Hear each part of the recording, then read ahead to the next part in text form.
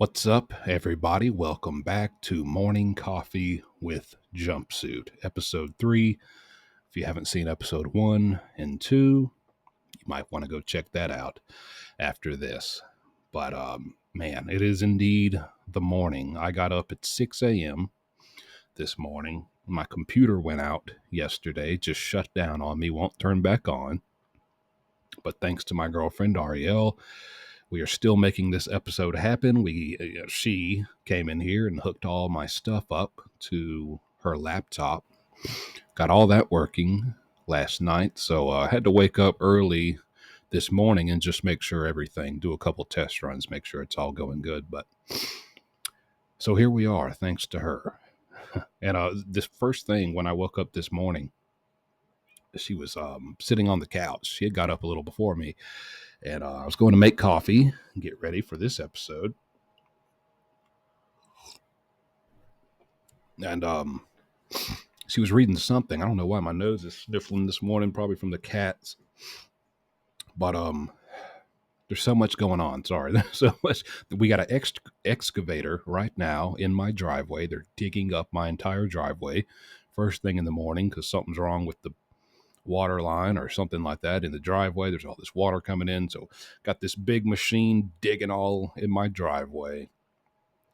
Got the trash truck coming to pick up trash. Today's the day, so they're trying to maneuver. And I got my cats yelling at me outside the door. They're screaming at me because I'm not out there throwing their mouse first thing in the morning like I'm usually called to do. So give me a little second here to get going and focus. Sorry. My mustache hasn't even woke up this morning. It's still drooping. So yeah, my girlfriend, she was sitting out on the couch this morning and she was reading some post or watching some video on her phone. And it was talking about this thing. I can't remember what it's called, but it's about how people have these like images or visualizations that come to mind when you think of, I think either all the months of the year and days of the week. Like some people see certain images when they think of Monday or when they think of, Friday or January. And some people see colors. And she was asking me about that. And I was like, yeah, I do see colors. So this got me thinking. I wanted to talk to you guys about this first before we get into some stories and just see if any of you guys experience the same thing or like if you think of anything. She says she doesn't think of anything. She says, I don't know what you're talking about. I don't know what these people are talking about. I don't see nothing. So, but she asked me, I was like, yeah, now that you asked me, I have a specific color when I think of any day of the week. I don't really know about the months. I don't necessarily think of anything when I think of the months, but days of the week, I can list them off rapid fire right now. Monday is like a reddish pink. Boy, my dad would have a ball with this, wouldn't he? Naming the colors for each day. Well, Monday's key lime. Tuesday is butter pecan. Yeah, Monday's like a red, kind of like this color of my shirt. And don't you dare say this shirt is red. As my dad would say, it's maraschino. As in maraschino cherries. But it's kind of this color when I think of Monday. Tuesday is orange. Wednesday is blue. Thursday is green. Friday is purple. Saturday is yellow. And Sunday is more like a pinkish. It's kind of the same color as Monday, but it's like a lighter version. So it's like leading into Monday. And that's just what I think. And we got to thinking, why do I think of these colors when I think of these days? And, just looking at the comments of this video that kind of brought up the subject with her, a lot of people kind of think it all started from the same place that I think it started from. I think back and I'm like, well, I swear it's like I'm just seeing the colors that were associated with it when I was in like kindergarten, and they'd have the big calendar for the kids and stuff in the classroom. So, what day, and each kid gets to, you get to move the little thing on the calendar today, to show what day it is, or you get to change the month or whatever. They would always have these little banners. And I think Monday was, all the colors. That's what it was. Wednesday was blue and Thursday was green. And so it's always stuck with me. And that's what a lot of people said. So I was just interested if anyone else has Ever thought about that? Or if you guys, now that you think about it, you know, this is what comes to mind. So let me know. And yeah, so that was pretty interesting. But you know, why not start out this episode with a good old cat story and a dad story? Now that I think about it, I mean, you got the best of both. Who doesn't want to hear about cats and dad? A lot of people on this channel ask me more about my cats. We got a lot of cat enthusiasts on this channel, and that's great. So I'll tell you, get warmed up here talking about my first cat. You may be wondering, hey, Jumpsuit, have you always been a cat guy, or is it just when you got with Ariel or when you got out of prison?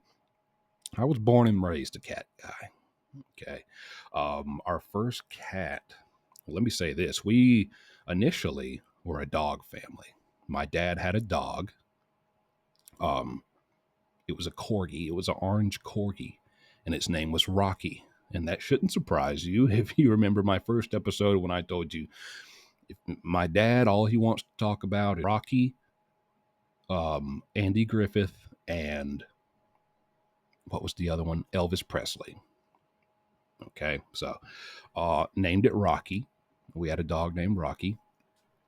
And in fact, I'll flash this picture up. This is a very recent picture of him. That dog passed away when I was just a little kid. But still to this day, he will wear shirts like this in memory of Rocky. He's not a guy who likes change. He doesn't like change. So even a dog that we had literally over 2 decades ago, he will still represent on his shirt. Okay, and speaking of not liking change, this was a problem when my mom decided to get a cat. When my parents were together and it was me and my 3 sisters in the house, one day we came home and my mom said, hey, kids, I got something. My dad wasn't a fan of cats. He didn't want any cats. We were a dog family, and that's what it was. But my mom wanted a cat really bad. She knew we would like a cat. So she's like, kids, come back here to your sister's bedroom. She had the biggest bedroom, so I guess that's where she had been keeping it. She said, come back here. And she showed us, it was a little kitten, a little tabby cat. She's like, yeah, I mean, I swear we kept that cat back there for like 4 days without telling my dad. It was like the family secret minus my dad, because we knew he was not gonna like it when he found out, but it didn't matter. She was like, we're keeping this cat. So we're trying to figure out for days, how are we going to break it to him? How are we going to break it to him? Just tell him that we have this cat and this cat is staying. And one day we were just like, I can't remember whose idea it was, but we were just like, let's just open the bedroom door. He was out there. My dad, he was, you were only going to find him 2 places in the house. That was his bedroom or the recliner. And that night he was in the recliner, probably watching reruns of Walker, Texas Ranger or Andy Griffith. And we said, let's just open the bedroom door and let her run out there and see what he does. Which, now that I think about it, that probably scared him half to death initially. I mean, what if you're just in your house and some unknown animal just runs, you know? So that's what we did. He was in his recliner. We opened the door and we just kind of brought her out to the kitchen, out of sight initially of him, and just kind of just nudged her on to go down the kitchen into the living room where he was. And I just remember the cat runs down there and we just hear him go, what is that? We were like, so we all kind of ease out and we're like, that's our new cat, Dad. It's no surprise. He was like, no. We are not keeping that cat. No. He was totally against it and turned into a whole big thing. We weren't giving up. We were a united front against Dad to keep this cat. And eventually we wore him down, but he was not happy about it. And the only way that we really were able to make this deal with him that we were going to keep this cat is if he got to name it. I don't know why that worked, but it worked. Okay. And he, of course, names it. It's a girl cat. So he named it Gidget. Like a midget, but Gidget. And it shouldn't surprise you either if you're an Elvis Presley enthusiast. You know, Elvis Presley back in the day when he was a young guy, he used to act in some movies. And there's a movie called Gidget. It's like where they're surfers. And there's like some girl that he's in love with and calls her Gidget. Stands for girl midget. I don't know, but she's not a midget. Just guess it was a cute name to call her. I don't know. Anyways, I called her Gidget because of this Elvis Presley movie. So that's what we had to go with to keep her. But we did. And it's funny because he was just so against her. But you know how dads are. I mean, he can't be the only one who does this. He was so against her. But then next thing you know, he's always in that recliner. So Gidget, as the weeks and months went on, Gidget would hop up in that recliner and just like sit in his lap and start purring. And once that purring cranks up, I mean, even the strongest and coldest of people cannot fall into just loving that cat. So he would sit there and be petting it and say, I'm the only one who wanted her. And it would fire. He probably did it on purpose because it would fire us all up. We're all kids. We're like, no, you didn't, Dad. We want her. You didn't. No, you didn't. He'd be like, I'm the only one who wanted her. But then it was now when she got the zoomies, and the cats just go crazy, just like dogs, and they'll run all around the house. Whenever she got the zoomies, well, then he would totally different story. You just hear him. That's a wild animal right there. Y'all brought a wild animal into this house. Still, he always said the same thing. The cat would just brum, brum, brum, brum, brum, run, tear through the house. Y'all brought a wild animal. That is a wild animal y'all brought into this house. But yeah, we love that cat. And ever since then, I've been a cat guy. So I knew when I got out of prison, I was like, I want to get a cat. And, got with Ariel, and she had 2 of them. So that was great. Perfect.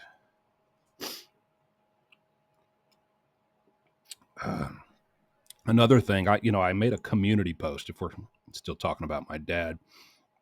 I made a community post on YouTube right after my second episode where I was really going, if you missed it, that's a real shame. If you did, by the way, you should go check it out. If you missed it, I was talking about how my dad always has these Straws gym shirts in every different color you can think of.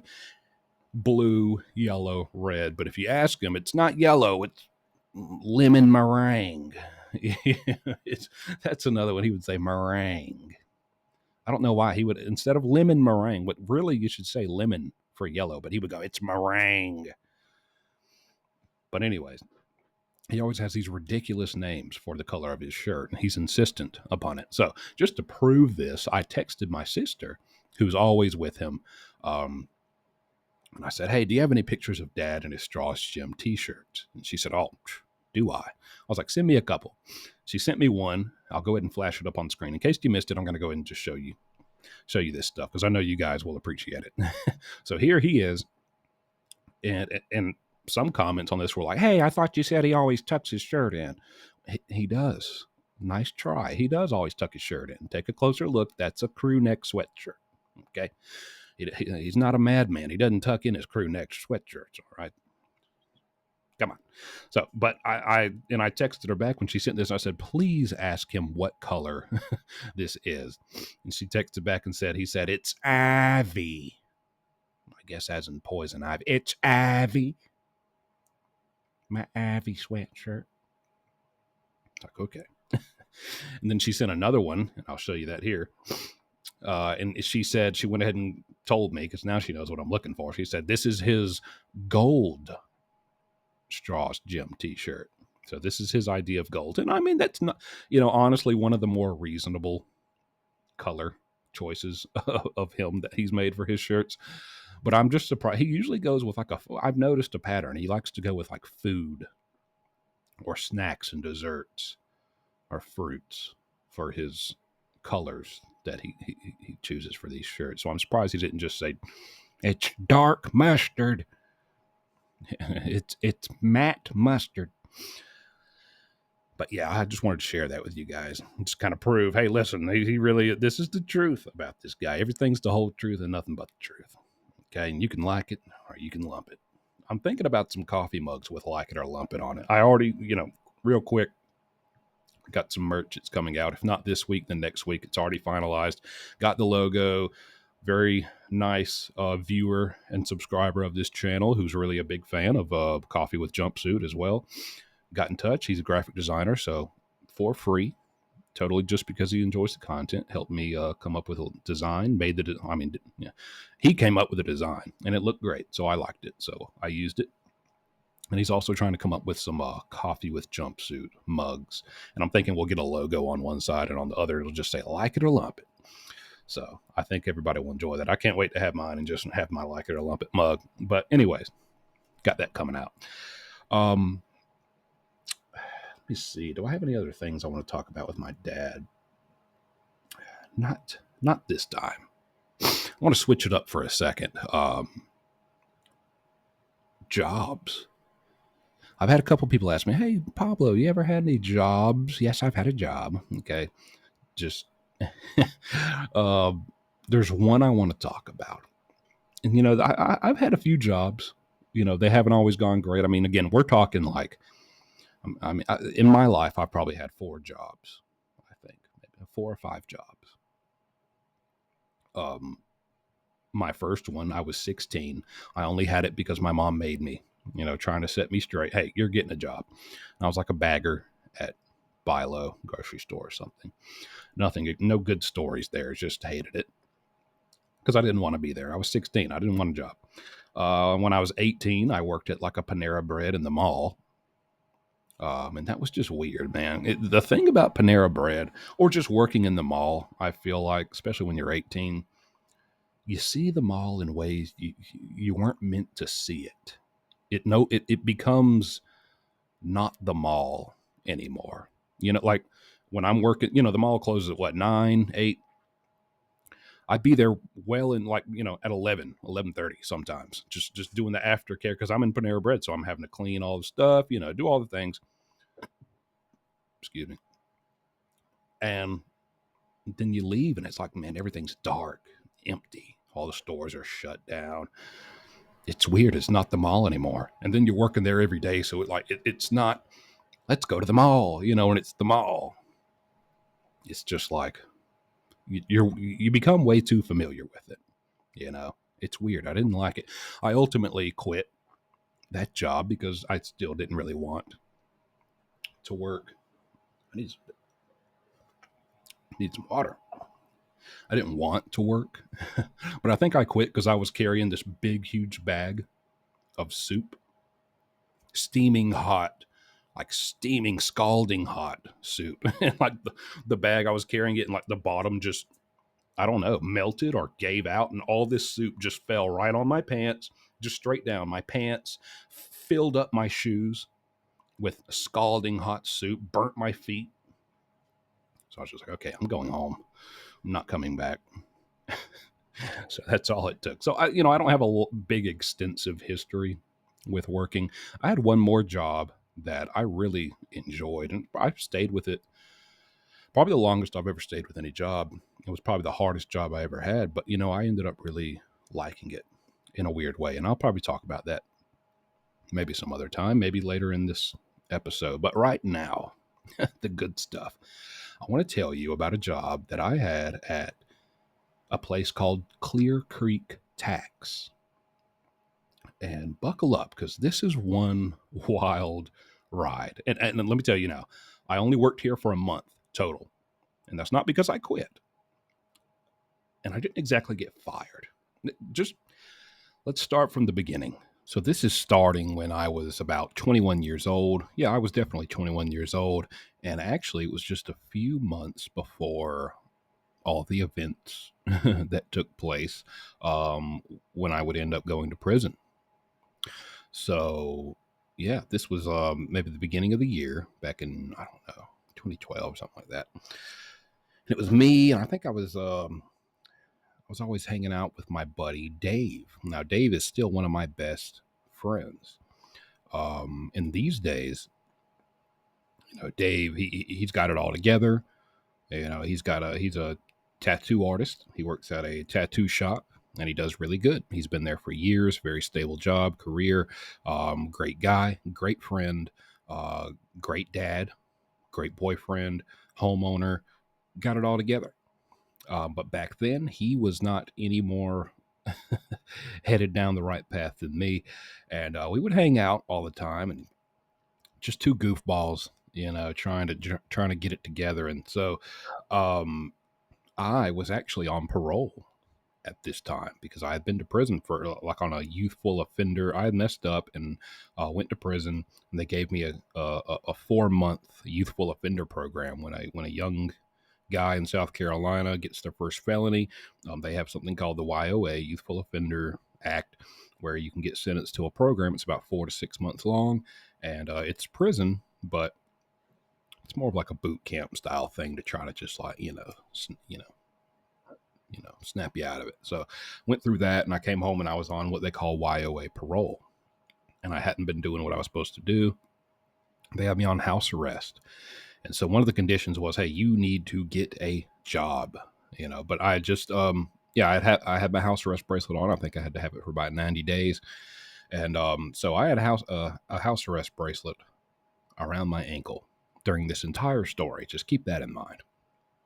So Dave, my buddy Dave, right around that time, he's trying to find a job too. He's just moved into an apartment, his first apartment with his girlfriend.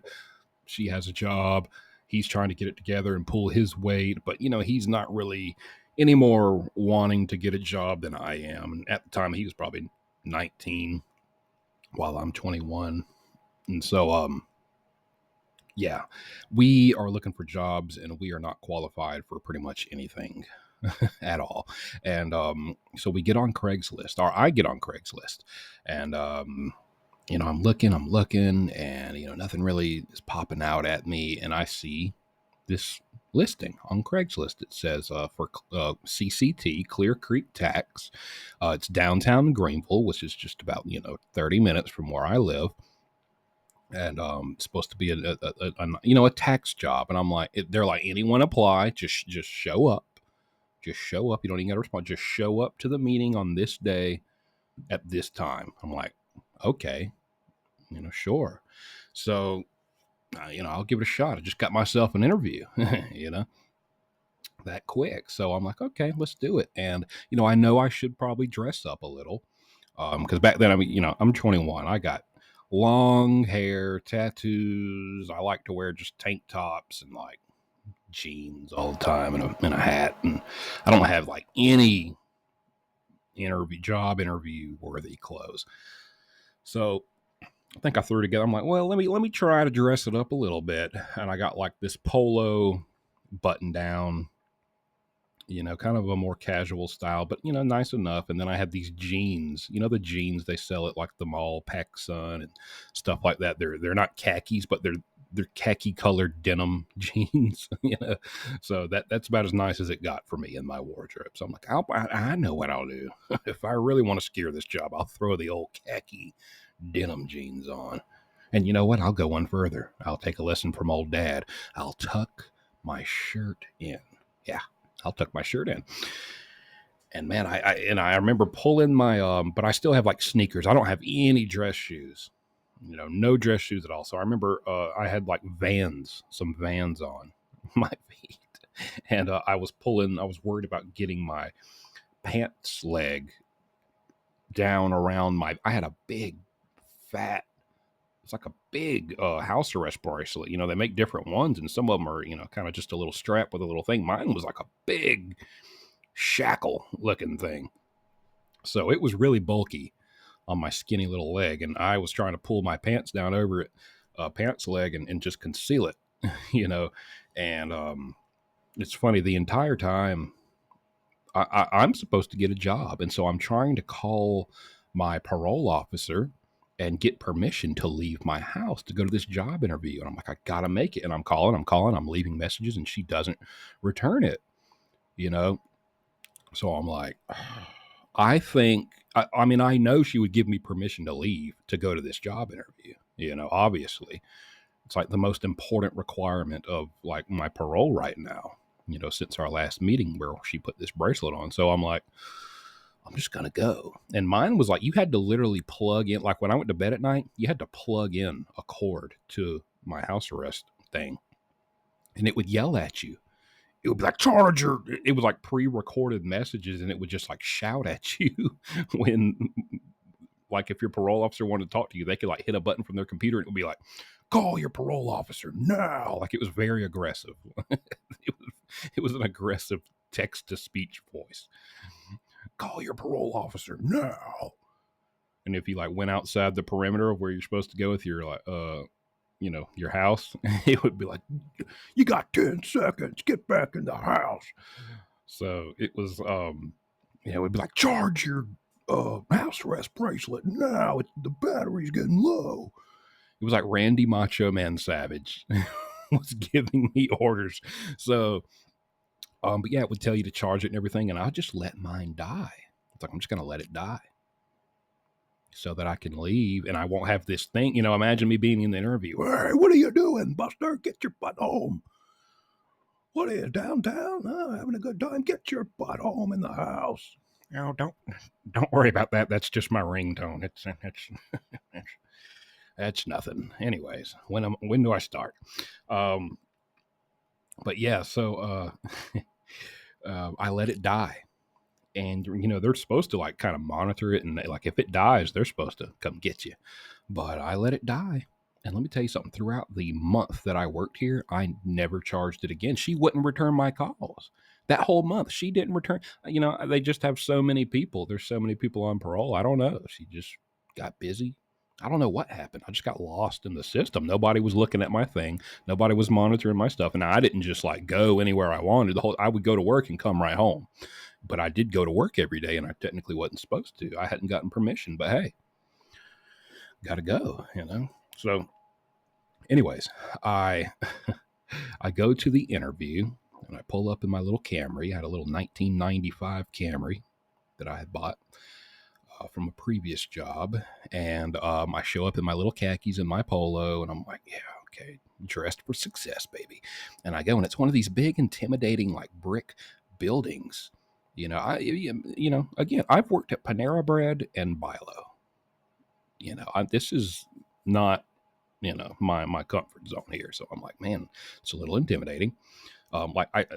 We literally shared the building with a bank. There was like a bank branch, and then the other half of the brick building was Clear Creek Tax. They had a big sign out, a nice sign, Clear Creek Tax. I was like, man, this is serious. I don't know anything. I don't know anything about taxes. I don't know what they're wanting me to do, but hey, they say anybody can sign up. Come on down. Let's go. So I show up, and I walk up, and there's this secretary. She looks about my age, but she looks very professional, dressed very professionong. And she's like, hi, greets me. She's like, hi, you here for the interview? I'm like, yes. And she's like, oh, here, take a thing, take a paper. It's like, you're going to be filling out your basic information about yourself on there. References, all the stuff you would do in an application, but you're just going to do it right there. So I take the paper, and she's like, just go walk right into that room, right in through those doors, and sit at the table. So I'm the first one there. I'm like, oh yeah. I'm like, either no one else has showed up, or I'm here first. I'm looking good. I'm feeling. So I walk in through these big double doors. I mean, big, and this place reminds me of like a nice law firm. It looks really nice in there, So I walk through these big double doors, and it just smells professional in there. And nothing about me is professional. I mean, I've got hand tattoos popping out of my sleeves. I've got this bulky house arrest bracelet around my ankle with sneakers on. So my little shirt tucked in, thinking like, this is good enough. So I sit down at the table, and I'm there first. I'm just kind of swinging in my little chair with wheels, and it swivels. So I'm just kind of swiveling, a little nervous. And then people start coming in, and let me tell you something. With each new person that came in, it was this big, round, very nice finished wood oak. I don't know what it is, but it looked nice. It looked professional. It looked like it would be something in a big law firm's like main meeting room where all the big partners get together. It was out of my league. And all these seats around this big, huge, long, round table started filling up with people. And these people were dressed sharp.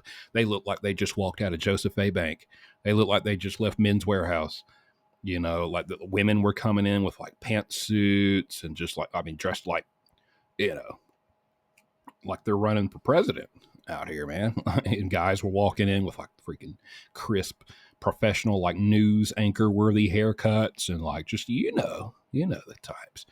The guys with the dress shirts and like the shirt's blue, but the collar's white. And, like that. Yeah, that. So I'm like, oh boy.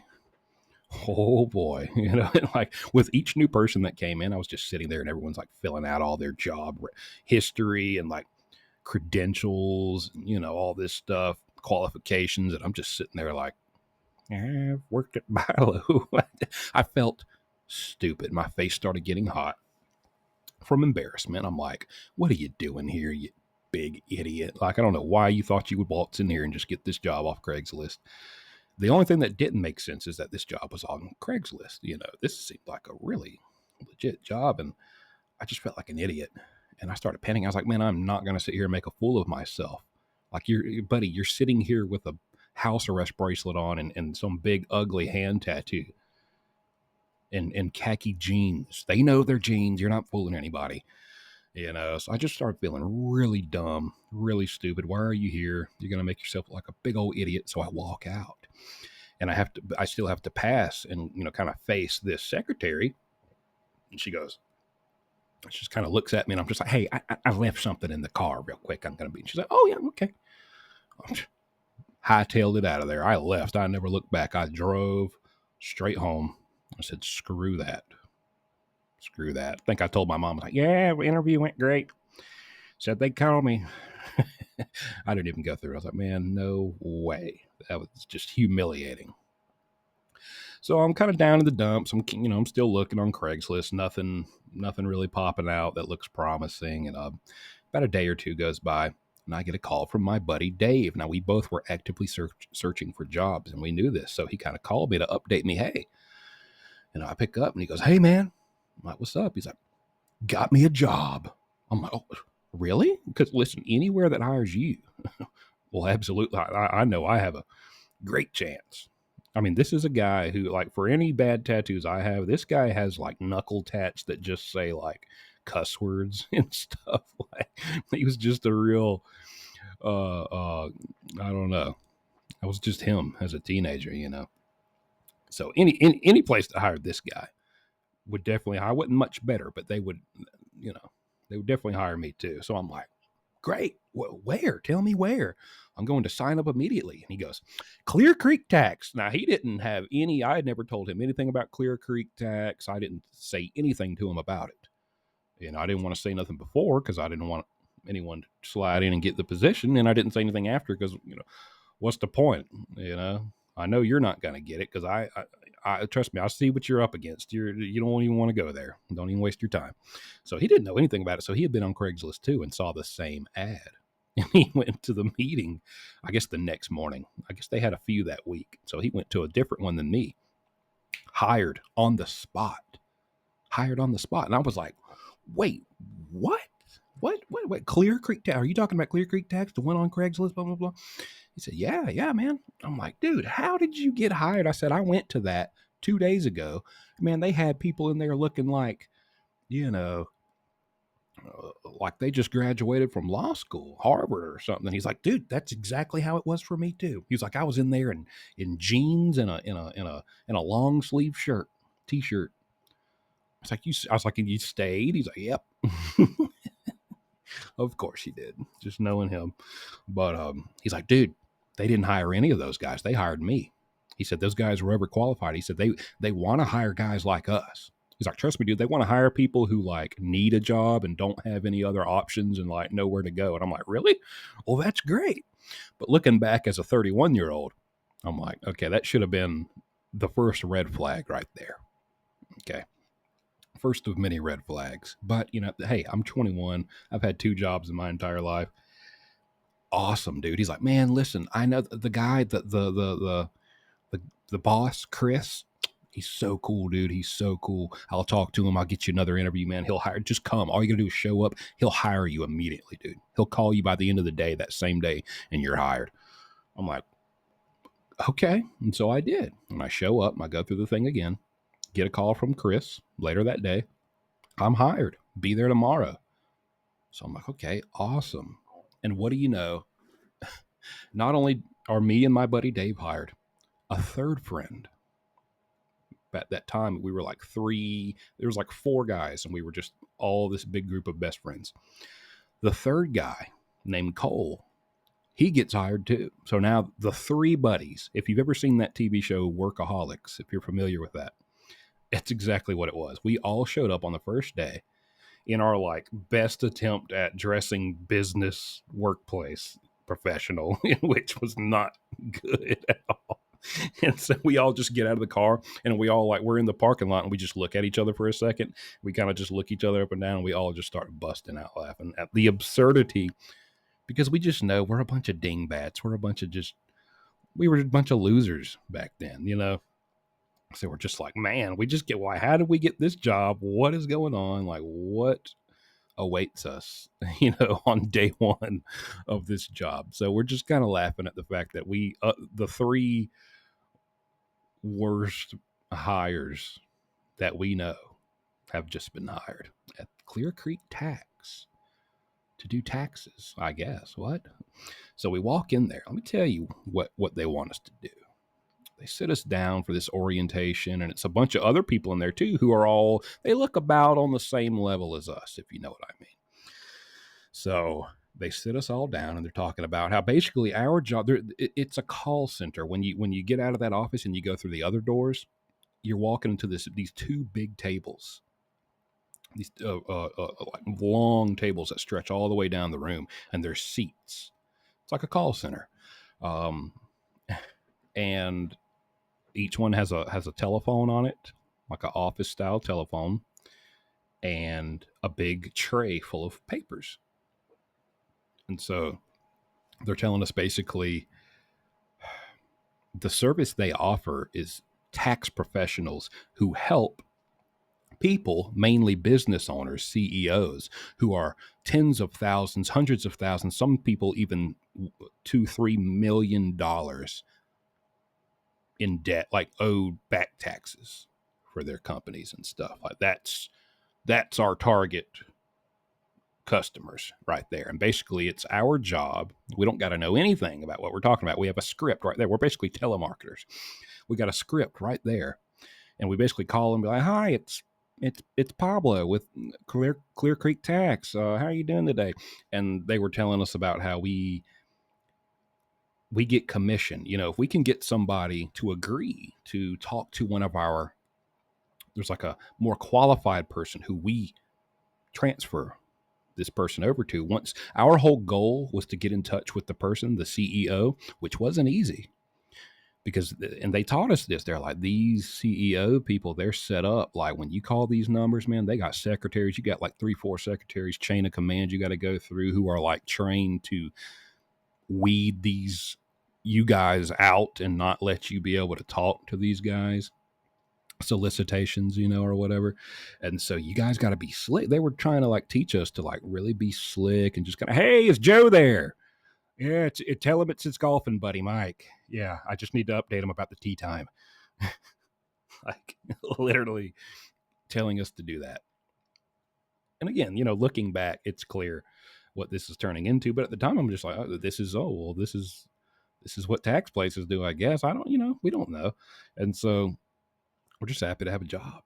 And so that's what we did, and we had to get in touch with these CEOs, and our whole goal was to kind of run through this script up to the point where we get them to acknowledge and confirm and give us a ballpark estimate of how much they think they owe in back taxes. And if they I don't care if they said $3, I don't care if they said $3 million, 30 grand, 50 grand, but probably about $50,000. We would literally be like, oh, okay, hang on just 1 second. We would literally put them on mute, put them on hold, write down like on his paperwork, put down 50K, circle it, and we'd shout out to the table. Remember, there's 2 long tables. We'd shout out to the guys on these other tables who are the more qualified people. And they just sit there all day. They didn't do the calls we did, but they just sit there, be bored, just messing with some like fidget spinner or whatever, just sitting there. And we go, I don't remember what name I just said. I got Jeff for 50K.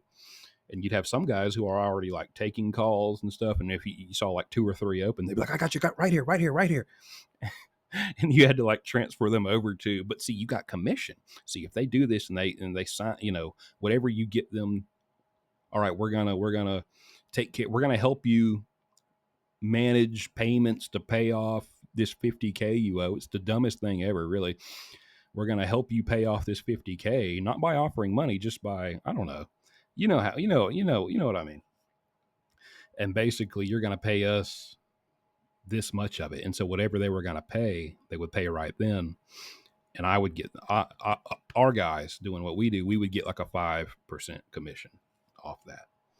And so you really wanted to go with who you thought was more skilled at closing those deals. If there's like 2 or 3 open, you're like, you guys aren't that good. Oh, Joe's open. I got you, Joe, coming in hot, 50K.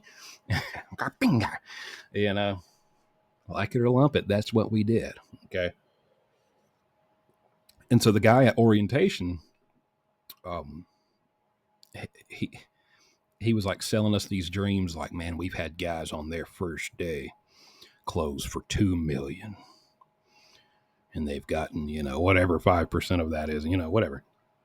And so we're just like, yeah, we're all like pumped up, like, yeah, hot dog, hot dog, I'm going to get me a millionaire, and we didn't realize that this was all a bunch of bull.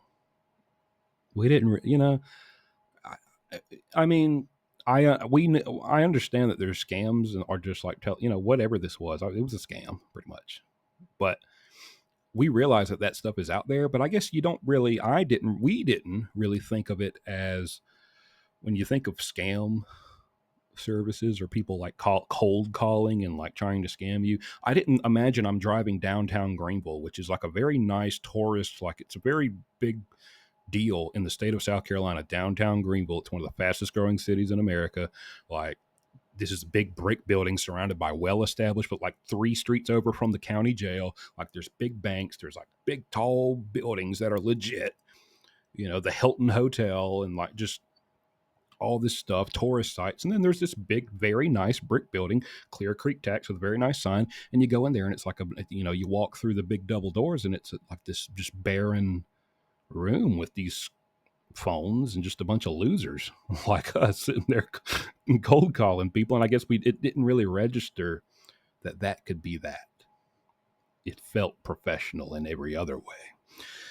So we're like, yeah, we're going to hot dog. We're going to get us some commission. And so, and it was listen, I loved that job, all that stuff aside, I loved that job. And here's why. I'm working with my 2 best friends at the time.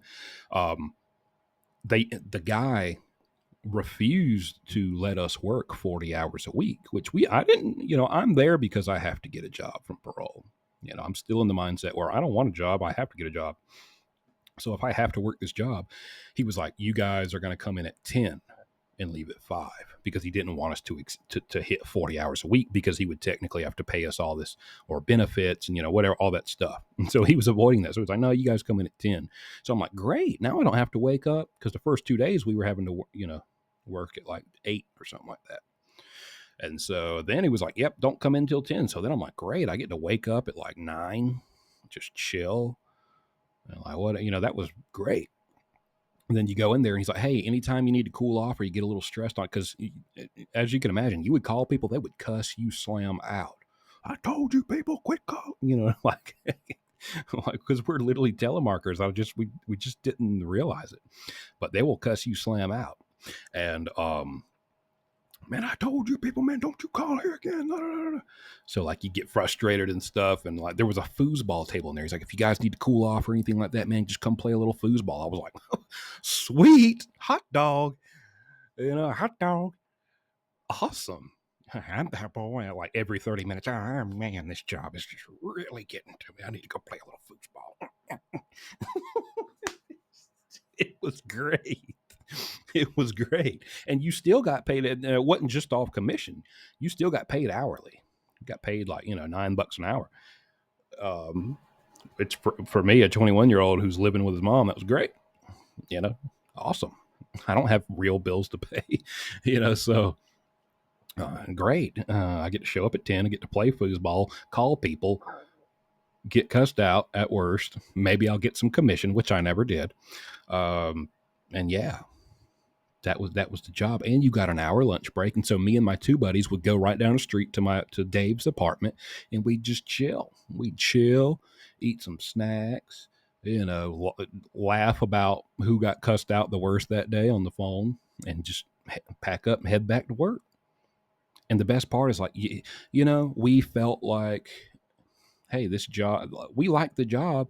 And also we're doing something legit. We're like, we felt like we were on the right path. We have a job. I would come home, and I remember my mom telling me specifically. She said, "Paul, this is the best I've seen you in years, just like mentally, because I was happy. I felt good having that job. I liked that job. I didn't mind. That was the only job where I didn't mind waking up in the morning and going to work. I was fine with it, and that's a good feeling. I just liked it. I'm there with my friends. It wasn't that hard. Got to go in at 10, got paid, got to play a little foosball, chill on my lunch break. It was great. And I'm like, I'm doing what I'm supposed to do.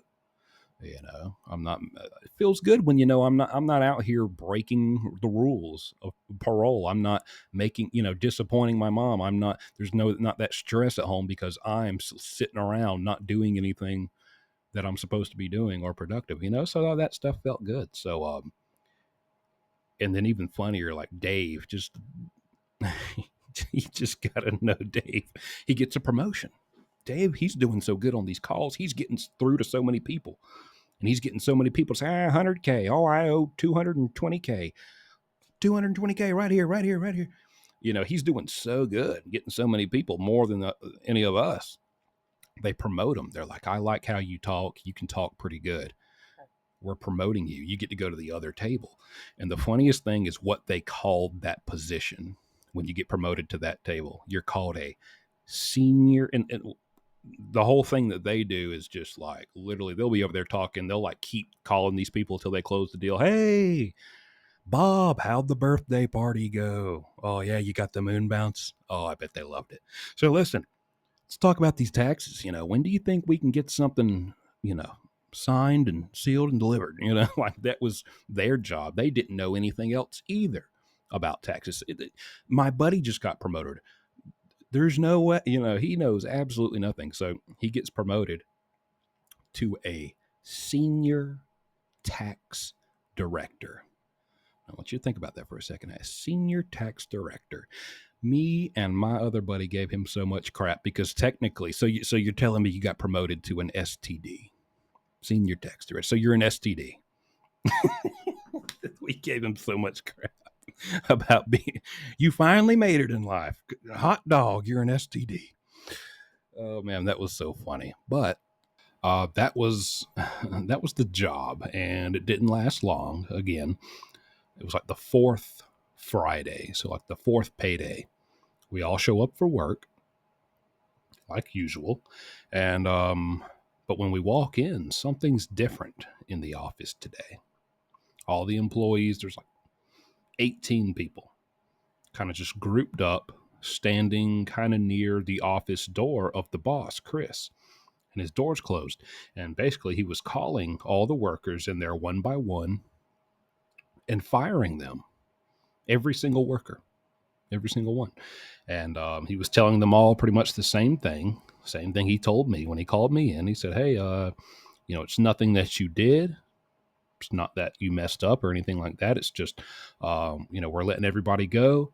We're closing this location down and we're moving to North Carolina. Or so I was going to like another state. So I'm like, oh, well, crap. Okay. And he fired everyone, gave us all our last paycheck, packed it up, shut it down, and left. And they'd always told us that they have some real actual, like, educated, went to school for taxes or whatever, people in some other, headquarters, central headquarters that, once the senior tax directors did their thing, that's who the stuff would be sent off to. And those actual professional guys would handle it. But, the more we thought about it as the weeks passed after that day we got fired, we were like, And I don't know, that was back in like 2012 or something. You may be able to Google them And see, if you look on their website, it is nothing but comments about this place is a scam, this website's a scam, these guys scam me, these guys are annoying, these guys suck, these guys called me 20 times. So yeah, I'm pretty sure that's just how he moves. He like operates in one area for a little while, then he shuts it down and gets out of there before anyone gets hot on his trail. I really do. So that was one of the only jobs I've had in my life. Just a little crazy story. There's a lot of other crazy stuff that happened there, but that's enough for today. So there's that. I hope you enjoyed this episode, guys. This one was a little off this time. Maybe you don't think so. I don't know. Hopefully it's fine. But again, I'm on the laptop. Things are lagging. It's kind of slow. Got all this equipment going on outside around me and just workers knocking on the door every 20 minutes. I have to quit real quick and help them find the water gauge or whatever. I don't know. So here's episode 3. Hope you enjoyed it. And I'll see you back here next Monday for episode 4. Hope you have a great Monday. Hope you have a great week. And I hope this made your day a little better.